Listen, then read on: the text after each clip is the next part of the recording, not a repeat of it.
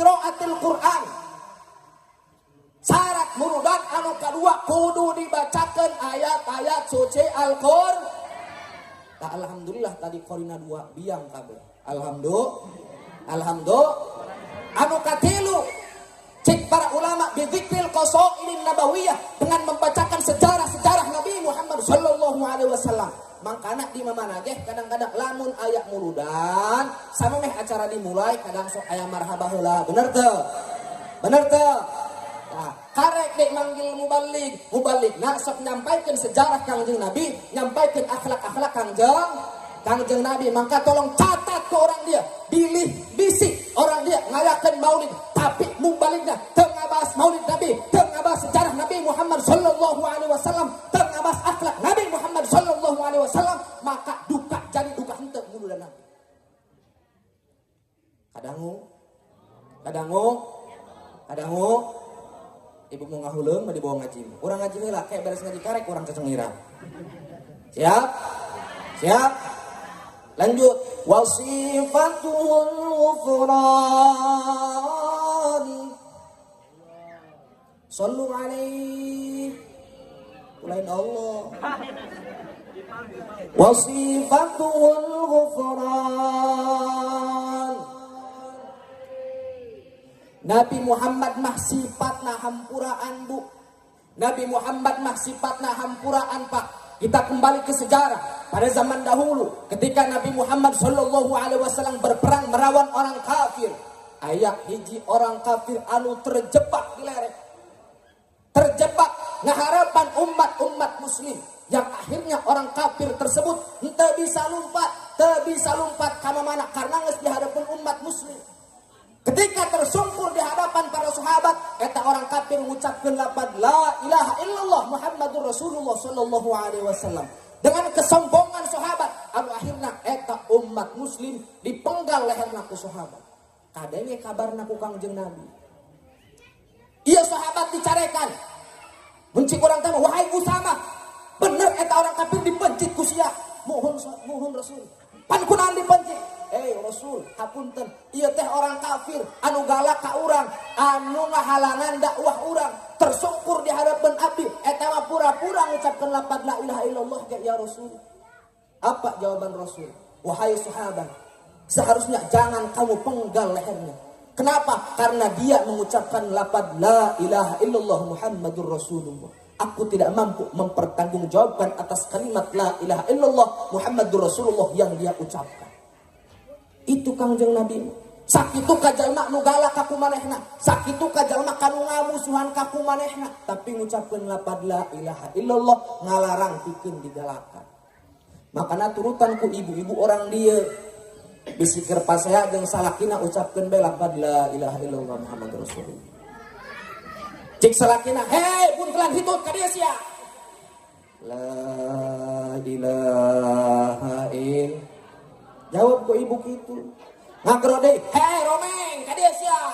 La ilaha illallah. Gas beak, la ilaha illallah. Beas beak, la ilaha illallah. Kawehang nganit-nit, la ilaha illallah. Salaki kawin deui la. Wong digana palebas salaki kawin deui mah maca dikeun lagi kencang. Cik tatangina ece dedengan abdi mah salaki ece kawin deui lain. Heuh la ilaha illallah eta si jurig.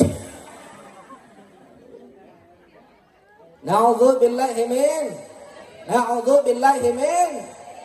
Bacakeun zikir. Lebakan maca lafaz la ilaha illallah Muhammadur Rasul. Insyaallah lamun jalma loba zikir bakal tenang hatena, bakal leuleus hatena.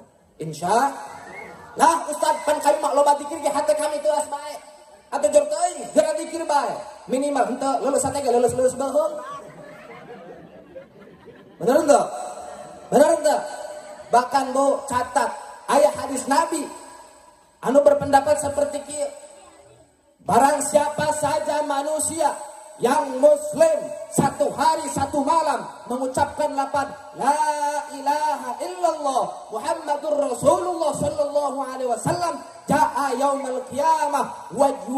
kal badri.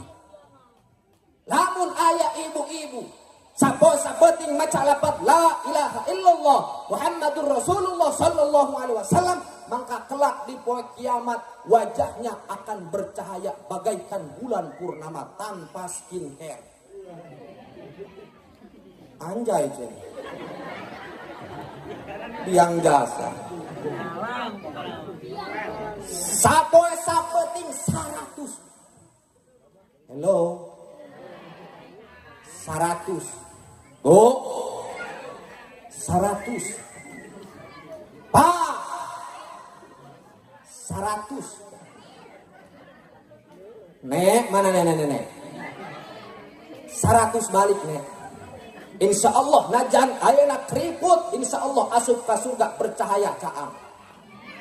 Ya Rabbal, catat bila mana ada umat muslim satu hari satu malam mengucapkan lafaz la ilaha illallah Muhammadur Rasulullah, maka kelak yaumil kiamah wajahnya akan bercahaya bagaikan bulan purnama tanpa skincare, tanpa MS Glow, tanpa Devina, tanpa Nesmek. Ayo kiwari nu termurah terpromo Ruben Onsu tanpa Lumi White. Apalnya? MS Glow kiwari terpromo tadi nama MS Glow ke 200, kiwari mah jadi 170. Tahu aja. Ayah kado skincare ayah. Ayah orang dia osok make skincare osok. Alhamdulillah jur teuing. Pakai kecantikan untuk apa? Membuat nyaman suami. Betul? Betul? Insya Allah lamun orang pakai kecantikan tapi tujuanna pikeun salaki, insya Allah skincare orang bakal jadi saksi kehadiran di poe kiamat. Amin. Ya Rabbal. Dan naon? Pakai skincare, pakai bedak, pakai lipstik, lipstiknya macam-macam, 100.000, 80.000, bener tuh? Aya nu murah tapi teu murahan ngaranna Implora. Eta lamun merah bata warnana nomor 11, lamun meureum berempekat nomor 12 ya.